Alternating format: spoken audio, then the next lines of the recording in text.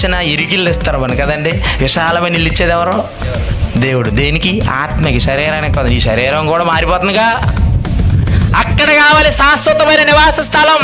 అందుకంటున్నాడు తరతరముల నుండి మాకు నివాస స్థలము నీవే. ఆయన కావాలి కదండి మనకి దేవుడు కావాలి. డబ్బొద్దు, దేవుడు కావాలి. పదవద్దు, దేవుడు కావాలి. లోకవద్దు, దేవుడు కావాలని అనుకుంటే నీ మనసు పై వాటి మీద ఉండాలి తప్ప భూ సంబంధమైన వాటి మీద దేని మీద ఉండకూడదు. డబ్బు కావాలి, పదవి కావాలి, పేరు కావాలి, కులం కావాలి, మతం కావాలి, ఇవి కావాలన్నావా చచ్చాక వెళ్తావు, ఆరని అగ్నిలో కాలిపోతావు. అక్కడికి వెళ్ళాక నాకు 5 సహోదరులు ఉన్నారు, 10 మంది సహోదరులు ఉన్నారు అన్న ఉపయోగం లేనే లేదు. వద్దండి, వద్దు, ఇక్కడ ఏమీ వద్దు.